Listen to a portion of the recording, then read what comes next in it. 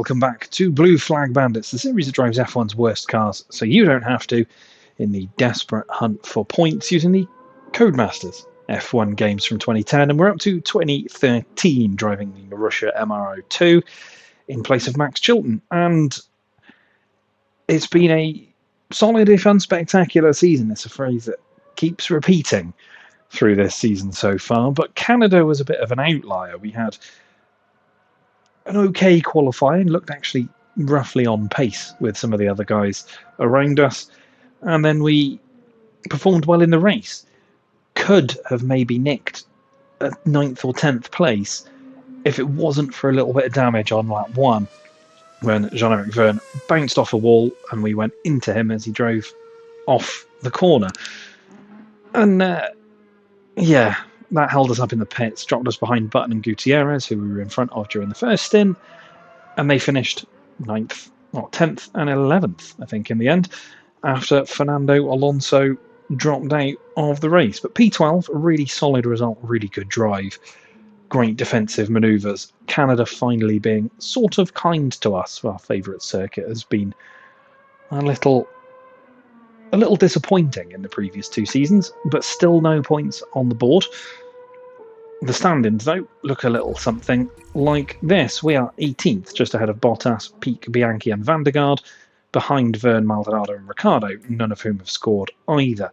At the top end of things, though, Vettel took the championship lead by 4 points ahead of Lewis Hamilton. Alonso's retirement meant that he stayed 3rd, but Rosberg is now a point behind him. Massa is in 5th. After his victory and closing on the 2 ahead, Webber a little further back in 6th, then it's Perez, Raikkonen, Grosjean, the impressive Nico Hülkenberg in 10th, ahead of Jenson Button, Paul di Resta, Adrian Sutil and Esteban Gutierrez. And in the constructors, at the top end of things, it is Mercedes, a little ways ahead of Red Bull, who are a fair distance ahead of Ferrari. Lotus jumped constructors champions from last season, McLaren, Mercedes, get that the right way around, who are now down to 5th and look very unlikely to be defending their constructors' crown. Sauber are in 6th ahead of Force India, who have got a couple of points, who are ahead of Toro Rosso, Williams, us and Caterham. And I'd say the only reason we're behind everybody after that result in Canada is because they have had better finishes than we have outside of the points, so 11th rather than 12th. But we head to our home Grand Prix at Silverstone, really kind of hoping to have a better British Grand Prix than we've had over the last few years. This was the site of probably one of our worst days in 2010 when this team was Virgin Racing. We've had slightly better results in the past couple of seasons, but it's not a circuit I'm great around, which, considering as it's my home circuit, you'd expect that I'd have a really good time. But no, it's not a circuit I excel at. So it's going to be a tough race, this one, I feel. But hopefully one that we can carry our form through, because we had a really great Canadian Grand Prix, and solid if unspectacular remains the kind of mantra through this season. And I think if we can have a solid if unspectacular British Grand Prix, then that's good news for us. The only way that we're really going to get a gauge of where we're going to be this season, though, is by going out and doing some practice. So let's go do that. And while we do, we'll talk about the real world. 2013 British Grand Prix.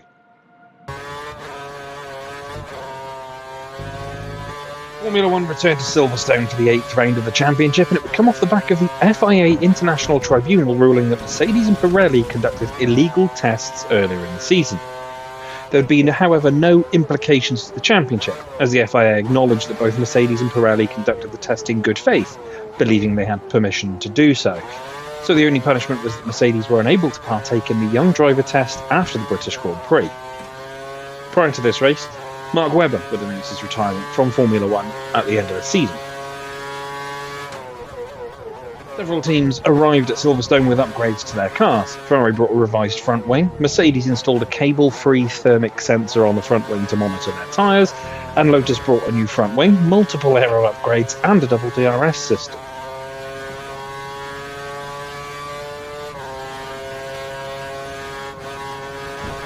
As was so often the case in Britain, the weather played a part in the first practice session after rain moved in towards the circuit the previous day.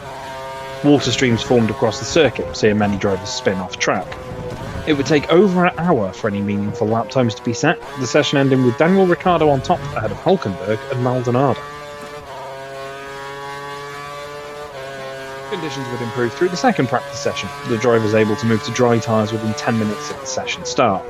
Massa would, however, show how tricky the conditions were, spinning his car on the exit of Stowe and damaging his front suspension sliding along the pit entry barriers. Rosberg would end the session on top ahead of the two Red Bulls. The final session would see conditions improve, giving everybody the chance to run their optimal plans. Rosberg would once again top the times, with Hamilton and Vettel completing the top three.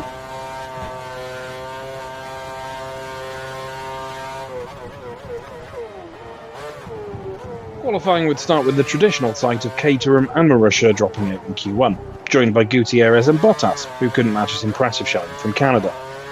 Q2 would see both McLaren's and Massa dropping out, though Button would eventually start 10th after Paul di Resta was excluded from qualifying for his car being underweight. At the top end of the standings, Mercedes would claim a front row lockout, their first since Fangio and Moss in 1955, with Hamilton taking pole ahead of Nico Rosberg. They'd be followed by Red Bull, Vettel leading Webber, while Daniel Ricciardo would take a strong 5th in his Toro Rosso.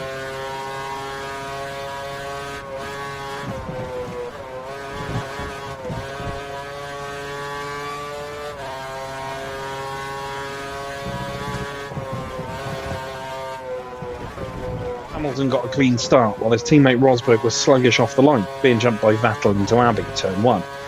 Webber found himself making contact with Grosjean through Abbey, damaging his front wing and going off-road in the process, dropping pretty far down the field. The race would run with Hamilton pulling away from Vettel until lap 8, when the Mercedes was the first car to suffer a tyre failure heading into the Wellington Straight. The tyre would disintegrate, throwing debris across the track, which Vettel would have to dodge. It would only be the first of a trio of tyre issues in 3 consecutive laps, with Alonso the next to suffer a puncture exiting Stowe, followed a lap later by Massa, spinning off with a tyre failure through Aintree.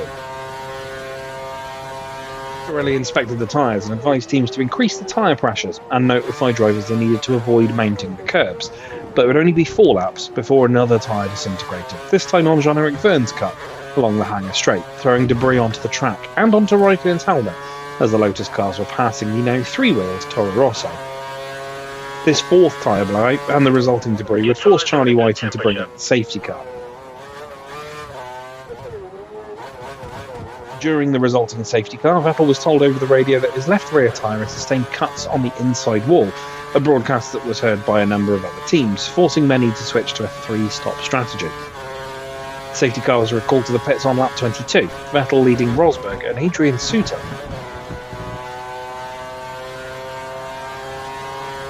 Once again, it would only be a short period before another tyre blow, this time for Gutierrez, who would also shatter his front wing, spreading both tyre and front wing carbon fibre debris on track, though there'd be no safety car for this, despite Alonso having to swerve to avoid the mounting pile of rubble. On lap 30, the second round of pit stops would occur, Alonso, Raikkonen and Grosjean entering the pits at the same time. Alonso would be released into the path of Grosjean, having to slam on the brakes to avoid the Lotus, losing a position to Raikkonen in the process. Vettel would continue to lead through the second stops until he encountered an issue with 5th gear, eventually losing all gears and crawling to a halt on the pit straight. Such was the position of the stricken Red Bull, the safety car was brought out once again, now with Rosberg leading the queue.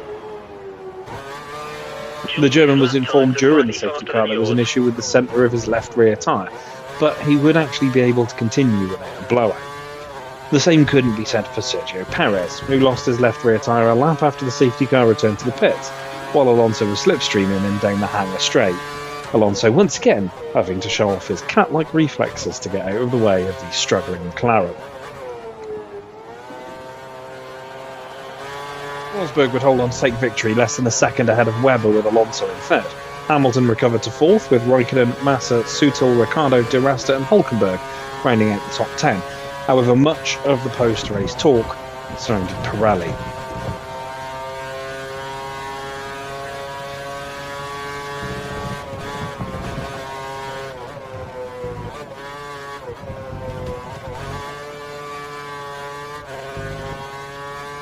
we're here at our home Grand Prix, both mine and the team's, while a Russian registered team based in Banbury.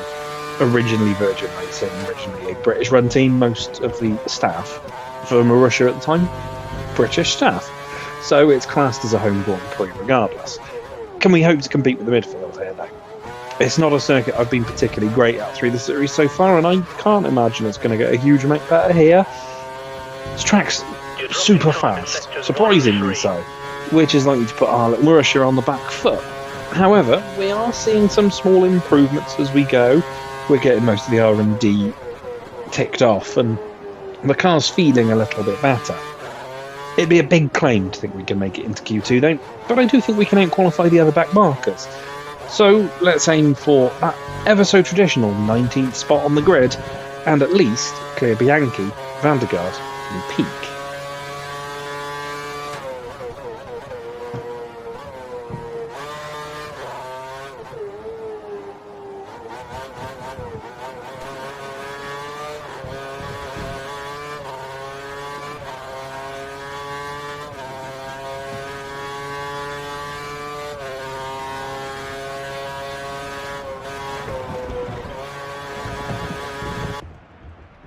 We don't need to push too hard in this session. We should have the pace to qualify easily.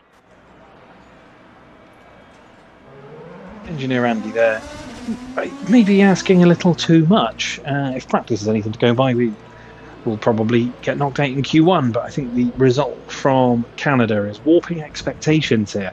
What is essentially Marussia's home Grand Prix? Yes, it's a Russian registered team, but base of operations is in Banbury, so technically our home Grand Prix this one.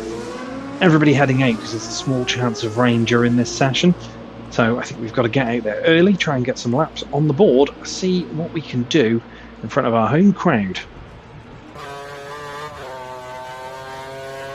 You're losing a lot of time in the final. Let's look at our fastest lap in Q1 then. You can see we're already on the back foot, but we fling the car through Abbey and take it right to the outside of the circuit before heading into the village loop section.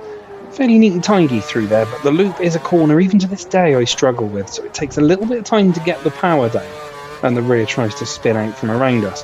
We get out of Aintree and onto the Wellington Straight.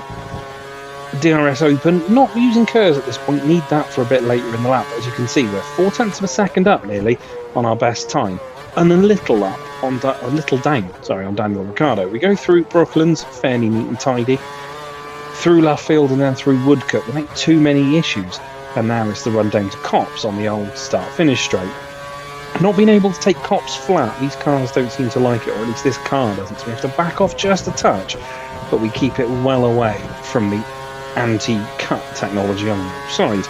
Through Maggots, through Beckett's and into Chapel. We've got Cara behind us now, but we're fairly neat and tidy through Chapel, running wide on exit, but not too bad. As we hit the DRS, get on the curves. We're over half a second up on our best time, but still down on Ricciardo. And we've got a Lotus to our inside as we head to Stowe.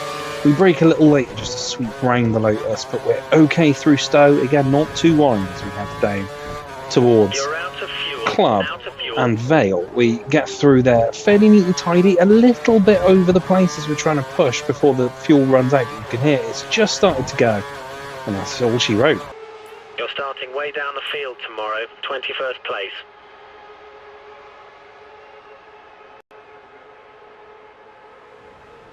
Qualifying comes to an end in Britain and we are 21st, and frustratingly we'd done our fastest lap just as the fuel ran out. Probably cost us a couple of tenths, and we jumped ahead of Bianchi and Peak, and then as soon as we got back to the pits we'd fallen behind them again. We only finish ahead of Guido van der Garde. Jean-Eric Verne, Valtteri Bottas, Bianchi and Peak drop out with us, but yeah, I think that's probably about as much pace as I had, really. So Bianchi will go, I think now 5-3 in the qualifying battle. Hopefully I can pull that back in the next few rounds, but yeah, sort of disappointing. Like I said, I don't think I had a huge amount more pace, maybe had enough to jump Bianchi and Peak, but it is what it is. It's how the cookie crumbles. We're going to start 21st for our home Grand Prix. Hopefully we can get a good start and maybe move ahead a few people, but it's going to be a really tough race at Silverstone. Let's cross to the race, see what happens. Welcome then to the garage for the British Grand Prix 2013 P21 on the grid. Possibly could have had better. Felt like we had pace to maybe sneak a position or two more. But it is what it is. We've got to roll with the punches in this car. Before we talk about the race, let's take a look at the grid order. Fernando Alonso took pole ahead of Nico Rosberg, home hero Hamilton in third, Massa fourth, championship leader Vettel then in fifth ahead of Webber, Button, Perez, Raikkonen and Grosjean. No spot in the top 10 for Hulk this time. He starts 11th ahead of Gutierrez, Ricciardo, Paul di Resta, Adrian Sutil, Maldonado, Vern, Bottas, Bianchi Peak, myself, Guido van der Garde. That's your full grid order. And yeah, Silverstone not a particular favourite of mine, not a circuit I'm great around. But we're coming in off the back of a decent result, I think, for this car in Canada. It's not something I think we're going to be able to repeat, that's for sure. It's going to be one of those races where fighting for the sort of mid-teens could be a bit of a struggle. I think we have to revert to type realistically, and at our home Grand Prix as well, try and at least beat Peak and Bianchi and van der Garde. So I think P19 is really about all we can hope for. We've had a retirement, I think, in every single race this season, at least one. So hopefully there'll be one or two more here today that we can steal some positions from. Otherwise, yeah, it is going to be quite the lonely race, you feel. Down near the back, I don't really have the pace, I don't think, to match the guys in the midfield today. So it's going to be a tall order at home, but hopefully we can give the home crowd something to cheer about other than, you know, Hamilton, Button and di Resta. So let's get out there, get to the grid for the 2013 British Grand Prix.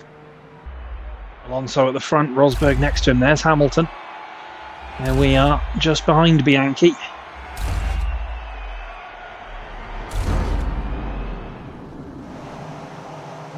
The team's home race. Everyone's desperate for a good result. Engineer Andy telling it like it is once again as we get the fifth red light. And away we go at Silverstone. Crawled off the line a little bit, but so did Bianchi. Done a little bit of curves just to get off the line. Van der Garde gets past us.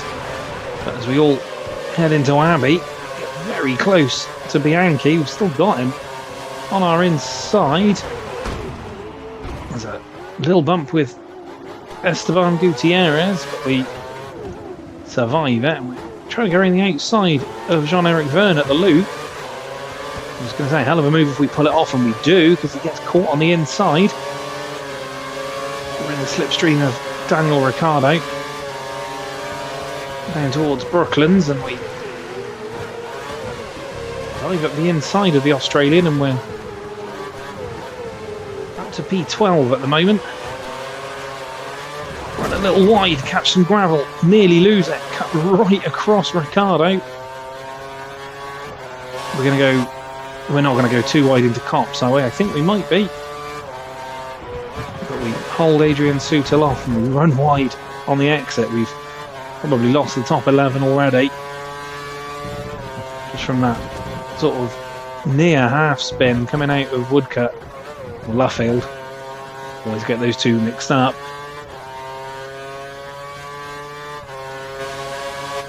Sutil's going to be so much quicker down towards Stowe.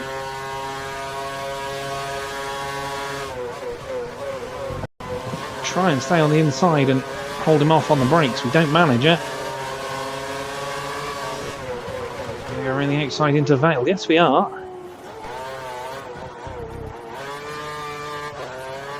Regain 12th spot. 12th place. That's where we cross the line at the end of the first lap. It's been a bit of a chaotic opening lap. We're already 4 seconds off Hulkenberg ahead. Hold our curves to the hang straight so we can try and defend at the moment from Vernon Ricciardo.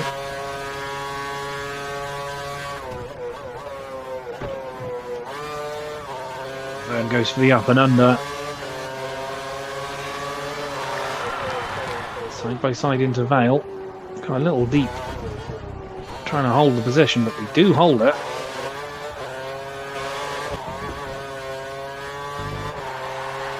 Leading the train all the way to the back of the field.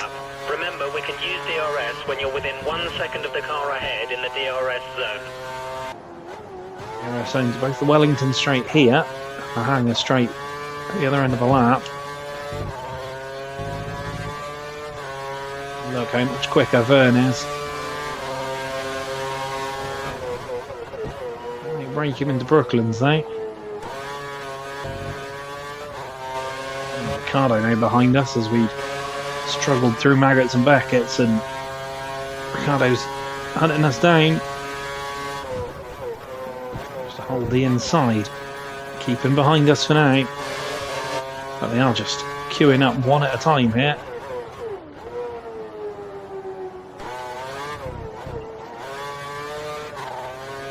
Already way off the top 11. This, of course, as we've spoken about in real life, the race that saw multiple tyre blowouts that really exposed just how fragile these Pirelli tyres were, as it's Adrian Sutil's turn to have a go towards Brooklands, and again we will manage to just hold him off. It was the first time really with the Pirelli tyres that we saw multiple blowouts, but Silverstone would not be the last sight of that. It's more abrasive than you think it is. We have plenty of races that have been affected by multiple tyre blowouts. That called Pirelli's fragile tyres into question.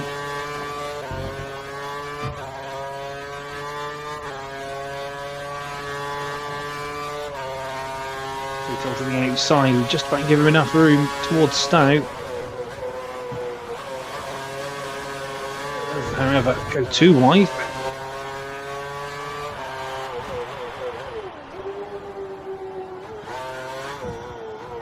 Gutierrez is now the man behind us.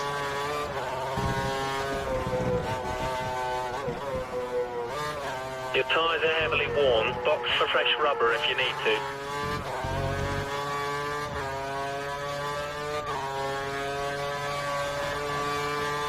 Right in the middle of the Hanger straight, forced arrested to the outside.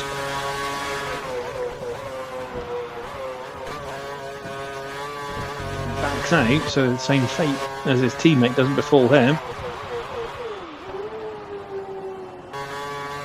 Looks like a couple of people have come in.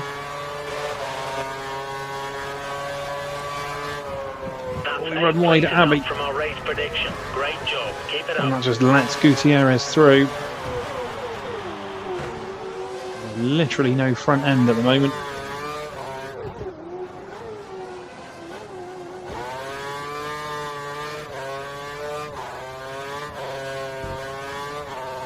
At least within DRS range of Gutierrez, as he took the easy pass and gave us a little bit to defend with.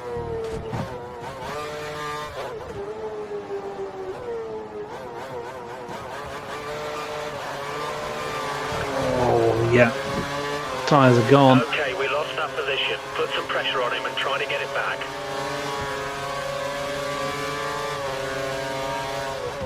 Okay, prime for your next box. Wider Cops as well, the rest goes through. Sean Peake's going to be the next person to try. The option tyres fitted to his car. Looks like he's going for a shorter stint. Just going backwards at the moment. Move to prime tyres here. Don't forget, pit in this lap.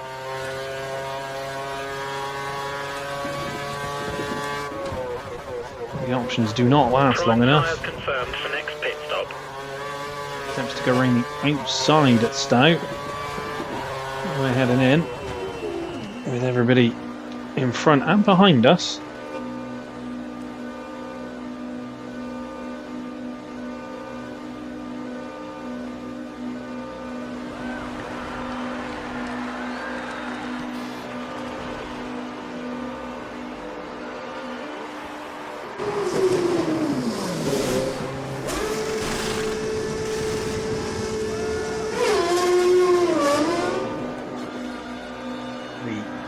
stay out ahead of Peak.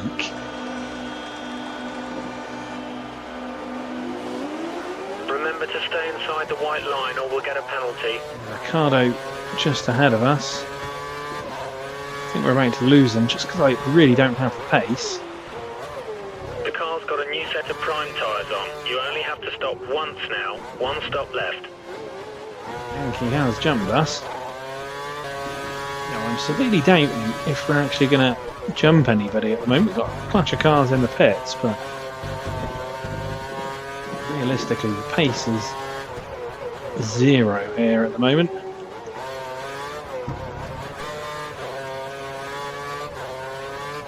Our data's showing that the car ahead's likely to be running in fuel conservation mode. His Get a time few will be spots slightly back here. slower than normal. At least got back ahead of Bianchi. Back up to P16. Here comes Maldonado once again. So we clean through before we get to the braking point at Brooklands, but I can just sweep round him.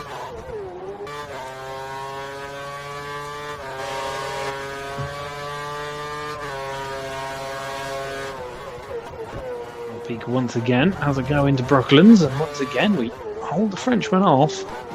Where's Adrian Sutil through? Car behind is running standard revs. Desperately trying to not get beaten by the Caterhams and Jules Bianchi, but it's going to be a tall order here, you feel. Cars ahead in the pits.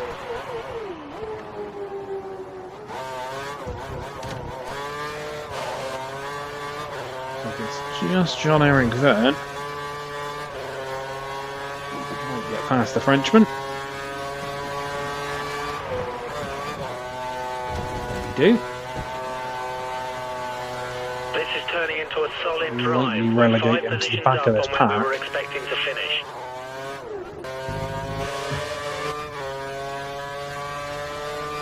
Comes Maldonado. There goes Maldonado ever so briefly. Get a little deep on the brakes though.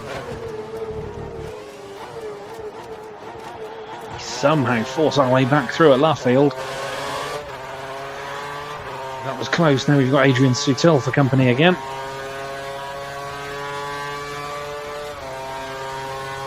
Again, he has a little think of it into Cops, which is not a good place to go for it, but back out.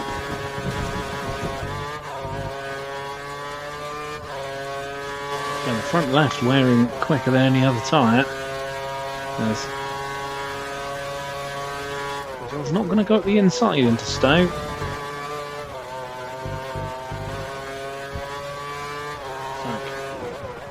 Ricardo's into the pits.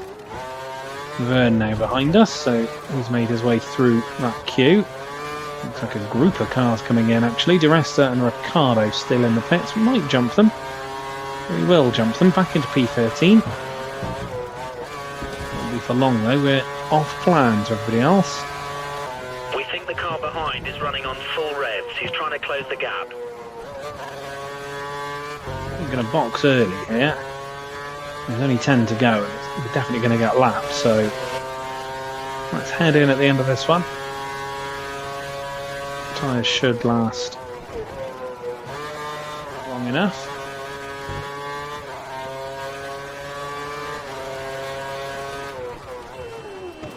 Nobody in behind us.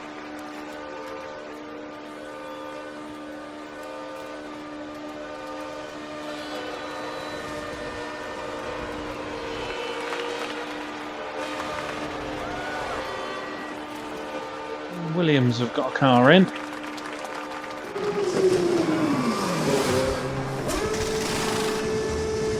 Valtteri Bottas. You'll be racing as you leave the pits. Use curves on exit.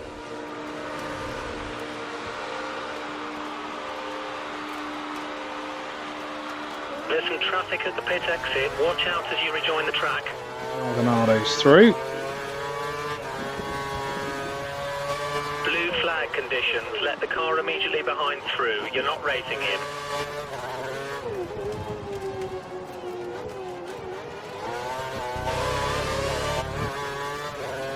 Raikkonen and the man behind us. We have to swing to the inside to let him and Button through. So yeah, we're well down in terms of a lap.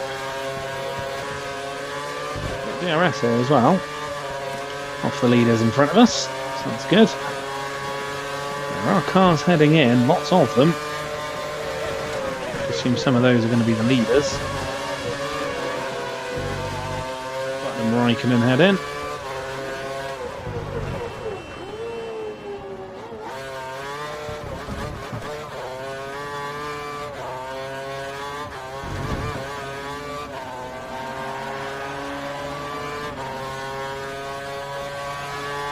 Gain any positions back though. Another clutch of cars in the pits.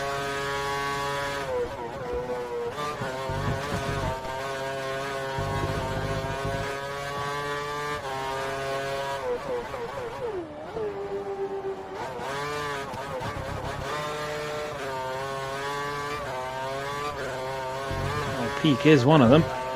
There are quite a few cars in the pits right now. Watch out for cars exiting the pits. At least back out ahead of Peak, so as good as it gets for us, I think. That's Van der Gaard, so back up to 18th place. Didn't notice that the Caterham was looks like in. the car ahead is trying to create a gap. He's Alonso's the man running full behind rev, us. maximum power.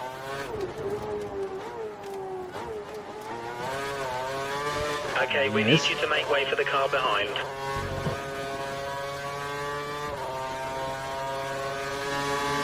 Back off too much and we let the Spaniard through. You need to let the car behind you pass. He's not racing you for position.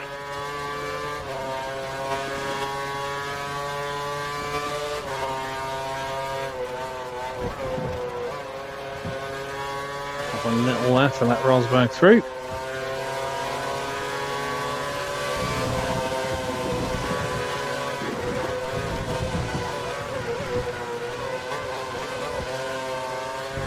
Massa behind us as well. We get DRS off Rosberg.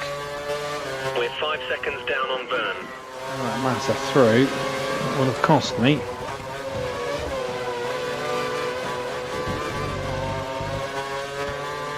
Blue flag conditions. Let the car immediately behind through. You're not racing him. Seeing Vettel next to pass us. All at once, the leaders. Go shallow through Club to let the Red Bull through.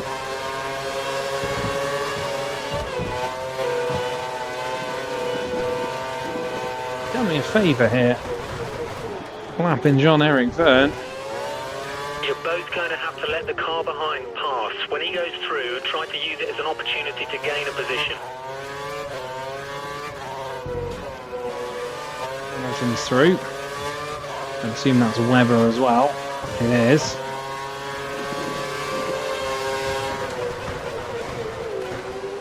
Who's next? Sergio Perez. They are all coming through at once. And wide at left field to let the Mexican through. Wave blue conditions no longer apply. We managed to gain a place out of all that. Jean-Eric Verne being caught out by the leaders. DRS is now fixed and available to use. DRS is fixed as we've got Jensen Button closing on us here. And Kimi Raikkonen as well. Should be able to get us with the DRS down the Wellington Straight. There goes Button, there goes Raikkonen. Don't have to slow too much. Now. Blue flag no longer applies.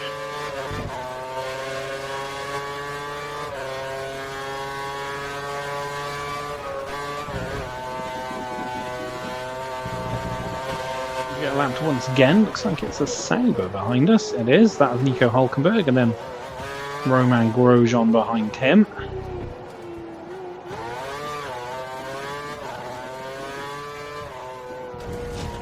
Charles Peak has done to Verne what I did to Verne as Grosjean gets past Hulk in front of us. Get DRS off Hülkenberg. 26 seconds behind Maldonado. He's fallen behind Sutil, probably in traffic. An opportunistic move by the Venezuelan. Coming on to our final lap here. Comfortably ahead of Charles Peak.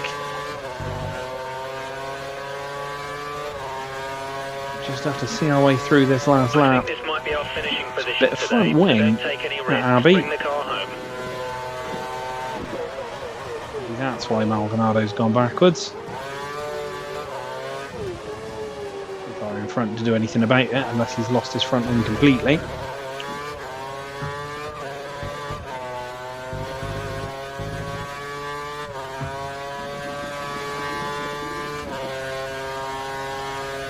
He might have lost his front wing completely, you know, we've just gained the best part of 10 seconds in that sector.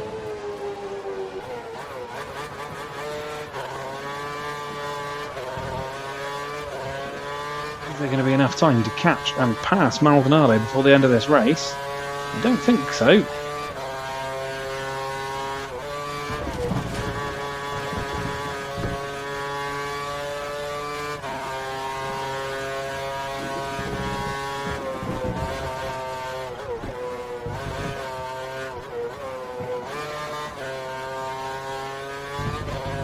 Fernando Alonso takes victory at Silverstone.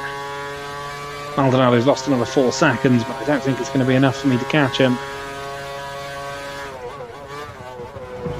As we head into Stowe, another fairly unspectacular race, but everybody finishes this time.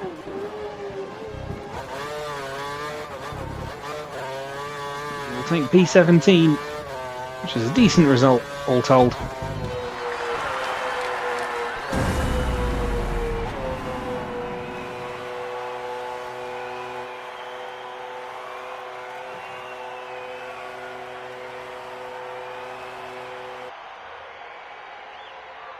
There we have it. P17 in the end, ahead of Piek van der Garde, Vern Bianchi and Bottas. As I say, everybody finishing that race. Maldonado fell a lap down as well, just ahead of us. Whether he did have damage or what, I don't know. At the other end of things, though, Fernando Alonso took victory by just half a second ahead of Nico Rosberg. Massa and Vettel came home a second and a half off as well. Top 4 having a real fun battle. Perez took 5th ahead of Mark Webber. Hamilton slipped to 7th. So again, whether he was involved in something with Maldonado, whether he was the one who had the damage, I don't know. Button took 8th ahead of Raikkonen and Grosjean. Hulkenberg fell out the points while lapping us. Gutierrez, De Resta, Ricciardo and Sutil all remained on the lead lap. And there we go, Maldonado, ourselves, Piek van der Garde, Vern Bianchi, Bottas. What does that do for the championship? Sebastian Vettel extends his lead to 10 points over Lewis Hamilton, while Fernando Alonso breaks the 100-point barrier and is just 28 behind now as well. Nico Rosberg also over 100 points in 4th, just 36 behind Massa, Webber and Perez, probably starting to slip a little too far away in the hunt for the title. Raikkonen, Grosjean, Button down in 10th, ahead of only Hulkenberg, De Resta, Gutierrez and Sutil. Ricciardo, Maldonado, Vern ahead of us. We're in 18th still, ahead of Bottas, Piek, Bianchi and van der Garde. And in the constructors, Mercedes lead the way by 21 points, while Ferrari are a further 14 back now. They're well within striking distance of a constructors fight. McLaren moved back up to 4th, but are some way away, probably already thinking that the defence of their constructors' crown from 2012 is done. Lotus slipped to 5th, Sauber remains 6th ahead of Force India, and then it's Toro Rosso, Williams, Marussia and Caterham, so we still remain ahead of the Norfolk team. And yeah, a fairly uninspiring British Grand Prix, the truth to be told, but considering as where we qualified down near the back and we've really struggled with Silverstone pretty much every season so far. To come home 17th, opportunistic move on Vern as he was being lapped, which, you know, always beneficial to us. Closed in on Maldonado near the end. Whether there was a bit of an incident with Hamilton or not, I don't know, but not quite enough time to close into the Williams. But we still beat one of them in Valtteri Bottas. We beat both Caterhams, we beat Bianchi, we beat Toro Rosso. So once again, mixing it where we probably shouldn't be between Toro Rosso and Williams. But at least Silverstone is done and dusted, and we can move on from here maybe in the turbo hybrid era we'll have a better time of it here, who knows. But we move on to Germany next, the midpoint-ish of the season. We'll find out as well if we get elevated to equal status or whether we're going to be team lead instead of Bianchi as we get to the next round. But thank you so much for watching this one. Like, share, comment, subscribe, do all the good stuff, you know the drill by now. Join me for Germany next. Take care of yourselves. Bye for now.